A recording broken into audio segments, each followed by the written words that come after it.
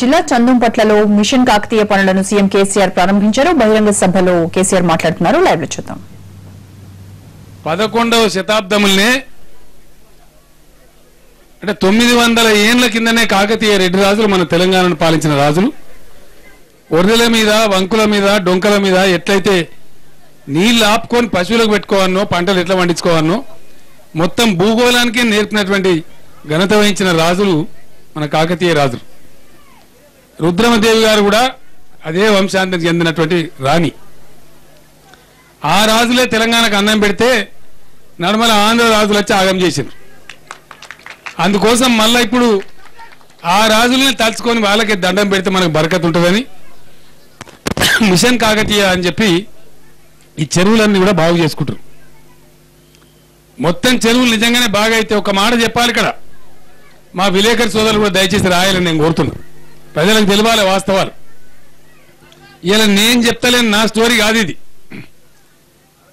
1974లో Bachawat tribunal తీర్పిచ్చినప్పుడు supreme court judge ఆయన బచావత్ గారు ఇచ్చినటువంటి అవార్డులో గోదావరి బేసిన్లో 175 టీఎంసీల నీరు, కృష్ణా బేసిన్లో 93 టీఎంసీల నీళ్లు తెలంగాణ ప్రాంతానికి కేటాయించారు. ఎందుకు కేటాయించిందో అప్పటికే కాకతీయ రాజుల నుంచి ఆసిఫ్ జాహీ నవాబుల దాకా ఆల్రెడీ నిర్మాణమై ఆ 265 టీఎంసీల నీటిని నిల్వ చేసుకునే సామర్థ్యం ఉన్న చెరువులు ఆల్రెడీ ఉన్నాయి. కాబట్టి ఇది తెలంగాణ ఆస్తి, తప్పకుండా ఈ నీళ్లు వీళ్ళకి కేటాయించాలని బచావత్ గారు మనకు కేటాయించారు. ఒకసారి ఆలోచన చేయండి. 265 టీఎంసీల నీళ్లే ఇట్లాంటి 46,000 చెరువులలో వర్షాలు పడ్డప్పుడు నిండి కనుక సిలకే ఉంటే తెలంగాణ కరువు వస్తుందా మనకిగా? ఒక్క ఏడాది చెల్లు నిండితే 3 ఏళ్ల దాకా కరువు మన తెరువు రాదు. కానీ ఇవాళ అవన్నీ నాశనం అయిపోయి మన చందుపట్ల చెరువున గుండు మాయమైనట్టే ఆని పూడికలు వచ్చేసి గందరగోళమైంది.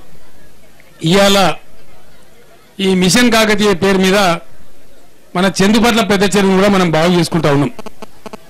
సరే, ఇక్కడికి రమ్మన్నందు నాకు చాలా సంతోషంగా ఉంది. వీరేశం గారు నాకు మంచి అవకాశం కల్పించింది. ఒక పెద్ద చెరువును చూసి మీ అందరికీ కలిసేటువంటి అదృష్టం దొరికింది. ఈ చెరువుకు ఎంతనే 40-50 లక్షలు ఇచ్చారా మంజూరి? 55 లక్షలు ఇచ్చిండ్రు. అది ఏ మూల కూడా రాలేదు, 3వ వంతు మట్టి కూడా పోదు.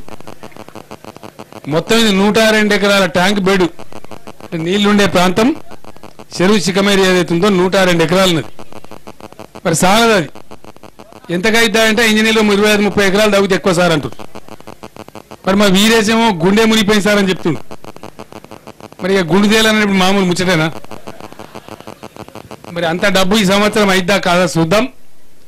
కానీ ఈ చెరువుకు ప్రత్యేకంగా కింద కూడా అనేక చెరువులు నిండే అవకాశం ఉన్నది. కెనాల్ నుంచి తీసుకుంటే ఫీడర్ ఛానల్ వచ్చి నిండేటువంటి అవకాశం ఉన్నది. బ్రహ్మాండమైన అవకాశం ఉన్న చెరువు కాబట్టి, మంచి వనరు కాబట్టి ఇప్పుడున్న 50 లక్షలు కాకుండా ఇంకా 1,50,00,000 నేను మంజూరు చేస్తా ఉన్నా. 2 కోట్ల రూపాయలతోని ఈ చెరువు మంచిగా బాగుపడాలి. మరి నా పరువైతే తీయద్దు సుమారు చందుపాట్లోళ్ళు తీయరు కదా.